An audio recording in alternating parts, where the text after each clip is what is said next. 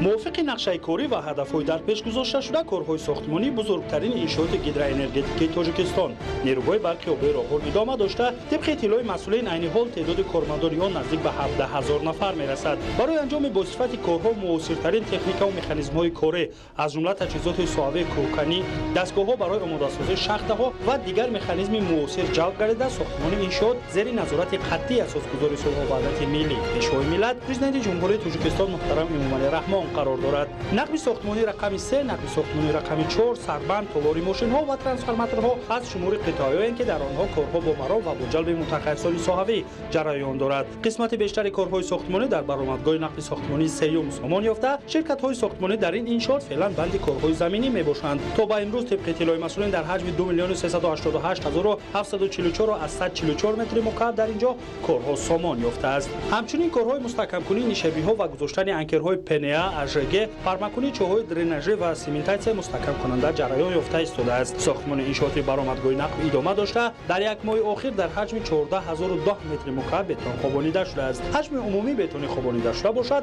194419 متر مکعب را تشکیل می‌دهد.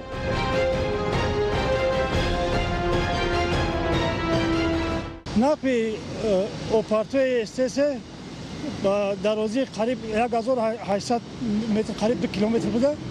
در اونجا عموما برای آبی زیادتی را پاتفتان استفاده می شود. نظارت صفت کارهای ساختمانی با طبق معیارها و قاعده‌های ساختمانی با صفت بالا با انجام رسانده استفاده شده.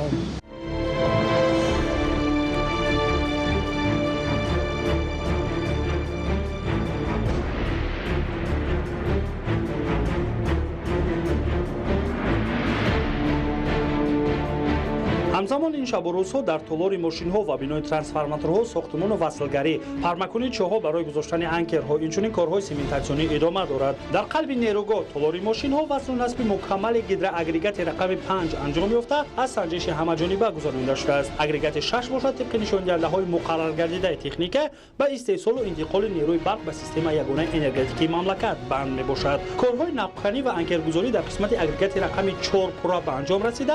کارهای آرماتوربندی و بتون خوابانی دوام دارد. این زمان در حجم 11233 متر مکعب بتون خوابانی شده است. همچنین وصل و نصب آهن فلزات ادامه داشته در حجم 590 تن آهن فلزات نصب گردیده است. حجم عمومی کارهای بتون خوابانی در تالار ماشین‌ها با نظرداشت قبورهای جبنده به 47787 متر کوبی و وصل و نصب آهن فلزات به 2086 تن رسیده است. حفاری شخت نسوس‌های آبکشی پورا اتمام رسیده. کارهای بتون خوابانی طبق نقشه ادامه دارد.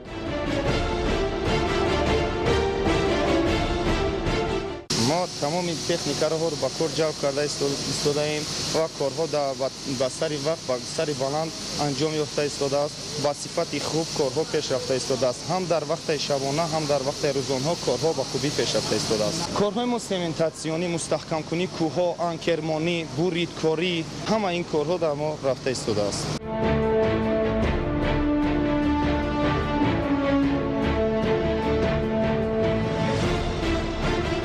مسئولین اطلاع دادن همچنین کارهای ساختمان و وصلگری در نقب ساختمانی رقم 4 طبق جدول اجرایش کارها و لایحه‌های پیشنهاد نموده ادامه دارد. در درآمدگاه نقب و دیوارهای حمایوی آن از آغاز ساختمان 13245 متر مکعب بتون خوابانیده شده است. تنها در یک ماه اخیر کارمندان این قطعه در حجم 2123 متر مکعب بتون خوابانیدند. همین گونه در این قسمت نیز شبانه روزی کارمندان بندی کارند. کارهای زمینی، حفاری و آرماتوربندی نقب ساختمانی رقم 4 ادامه داشته در حجم 149998 متر مکعب کارهای حفاری به اجرا رسیدند. حجم عمومی کارهای نقب‌کنی با نظرداشت نقب‌های دسترسی 133513 متر مکعب را تشکیل می‌دهد. کارهای بتون خوابانی در درآمدگاه و قسمت داخلی نقب ادامه دارد. حجم ماهانه بتون خوابانیده شده تا به 3600 متر مکعب و از آغاز ساختمان به 25080 متر مکعب می‌رسد.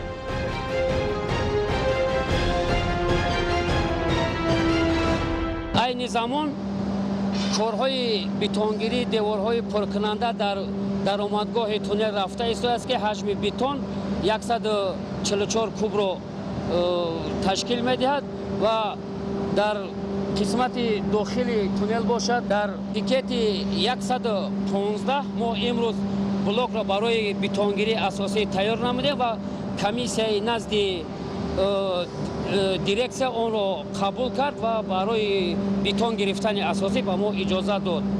سربند نیروگاه که از عظیمترین سربندهای جهان به حساب می‌رود موافق نقشه بنیاد یافته ایستاده است. تا به امروز کشانیده برآوردن جنس‌های کوهی از قسمت پایانی پیشدرغاد به حجم 750 متر مکعب سامان یافته است. در پیشدرغاد پایانی سربند ریختن و شیوه نمودن گیلخود، موادهای فیلتر و جنس‌های کوهی ادامه داشته در این قسمت تا سطح 976 را از 130 متر کارها اجرا گردیدند. در سربند اساسی باشد از قطعه گزارش نقب رقم 1 تا پیشدرغاد پایانی ریختن و شیوه نمودن جنس‌های کوهی تا سطح 984 را از 110 متر 975 و از 150 متر اجرا گردیده ایستاده است. اساساً برای انجام بصفت کارهای ساختمانی متخصصان وطنی جلب گردیده 24 ساعت کار به تنفس ادامه دارد تا نقشه و هدفهای در پیش گذاشته شده سری وقت اجرا گردند. در مجموع نیروگاه برق خیابه راغون به مکان زحمت شبانه روزی هیئت با نفوذ کار تبدیل یافته در اینجا نظارت صفت هر قطعه آماده گردیده در مد اول می‌ایستد. طبق اطلاع مسئولین با همین سطح و صورت امکانیت انجام سری وقتی کارها در تمام قطعه‌های زیر زمینی و روی زمینی موجود بوده با سپری گردیدن هر روز شرایط و امکانیت‌ها برای رسیدن به استقلالیت کامل انرژتیکی خوبتر و وسیع‌تر می‌گردد.